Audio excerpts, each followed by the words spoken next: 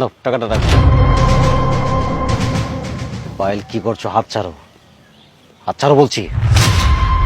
হাত ছাড়বো কেন? হাত ধরেছি, বেশ করেছি। পায়েল শাউট করো না। You just shut up. কি আশ্চর্য, বাবাকে তুমি কোন হিসেবে 500 টাকা দিচ্ছ? কি জন্য দিচ্ছ? কি দরকার আমাকে বলো। আমার বাবাকে আমি টাকা দিচ্ছি, তোমাকে বলবো কেন? Who the hell are you. How dare you Shishir, তুমি আমার সাথে এভাবে কথা বলতে পারো না। আমি তোমার বিবাহিত বউ, তোমাদের বিষয়ে আমার ইন্টারফেয়ার করার অধিকার আছে। বৌমা, বাবা, তোরা এটা কি শুরু করলি? আমার টাকা তোরা নাই। বাবা আপনি চুপ করুন, আপনার ছেলের সাথে আমি কথা বলছি।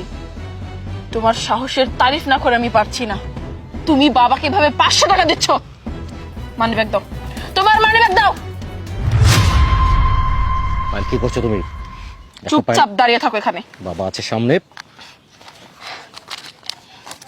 বাবা এই নিন, এই সব টাকা আপনার।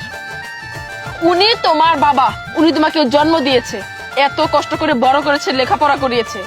তুমি এখন যথেষ্ট ভালো টাকা আর্ন করো।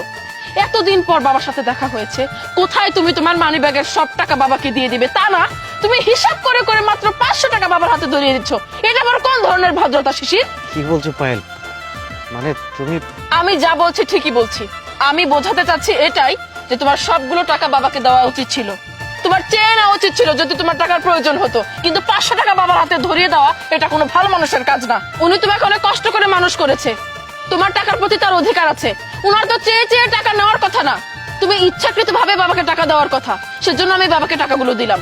টাকাগুলো বাবার কাছেই থাকবে, তোমার যদি প্রয়োজন হয় তুমি বাবার থেকে 400-500 টাকা চেয়ে নাও। আর হ্যাঁ, শুধু আজকেই না, এখন থেকে তুমি যত টাকা বেতন পাবে প্রত্যেক মাসে বাবার হাতে তুলে দিবে। আমাদের যদি কখনো টাকার প্রয়োজন হয় আমরা বাবার থেকে চেয়ে নিব। বুঝতে পেরেছো? হ্যাঁ বুঝলাম, কিন্তু পায়েল এতদিন যাবত যা বুঝে আসছি তুমি তো সবকিছু বদলে দিলে। সত্যি বলতে তোমার প্রতি আমার একটা ভুল ধারণা ছিল। আজকে খুব গর্ব হচ্ছে যে তুমি আমার স্ত্রী। বৌমা, তোমার আচার ব্যবহারে আমার গর্বে বুকটা ভরে যাচ্ছে। মা আদর্শ মা হয়ে আদর্শ সন্তান জন্ম দিয়েছে, আর সেই সন্তান আমার ঘরে পাঠিয়ে আমার ঘরটা আলোয় ভরে দিয়েছে। আমার মনে হয় কি জানো মা, আগের জন্মে তুমি আমার মা ছিলে, আমি তোমার সন্তান ছিলাম। মা মা ছিলে মানে কি? আমি তো এখনো আপনার মা, আর মা হয়ে আমি ছেলেকে বলছি, ছেলে যদি আজ থেকে আমার কথা না শুনেছে আমি কিন্তু মার দিব। ঠিক আছে মা, ঠিক আছে। কে কারে মারে? এই মারে মতো আমি রইলাম না কে? হ্যাঁ? মা কেমন আছো তুমি? সব কেমন আছে রে পরে? আগে তোর রিপোর্ট জমা হয়েছে, কত রিপোর্টটা কইনা নাই। বিয়াই সত্যি করে কইবেন, আমার মেয়েদের ডরাইবেন না। আমার মেয়ে কি ঠিক মতো আপনি সেবা যত্ন করে? ঠিক মতো রাইন দেয়, বেলাটা বাইরে আপনার তিরা খাওয়ায়, হাত নটি দেয়, গরম পানি করে দেয়, ওজুর পানি দেয়। বিআই সাহেব, আপনি আয়েশা সাহেব আপনার মেয়ের রিপোর্ট শুনতে চান? শুনবেন আপনি মেয়ের রিপোর্ট? তাহলে শুনুন। আমি জীবনে, আমার এই 50 বছর লাইফে আমি জীবনে কাউকে এত বড় সম্মান করি নাই।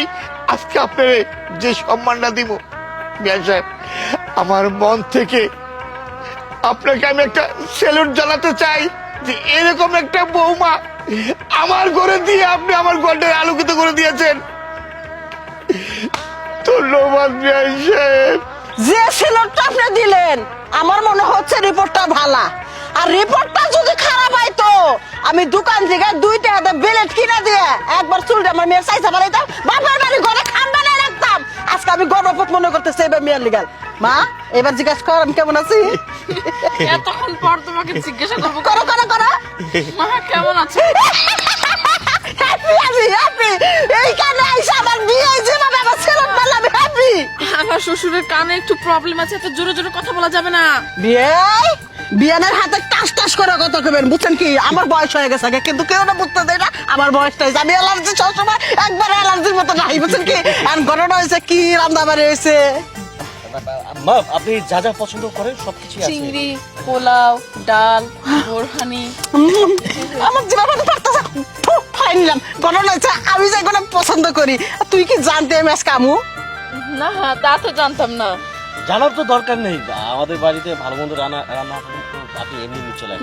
জামাই বাবা তুই হয়েছে মনে করতেছে টিনকারি করতেছে আমি বুঝতে পারছি টিনকারি করলে ওটা আমি কানে ঢোকাই না কারণ আমার বিয়ে ভালো বিয়ে চলেন খাবো আজকে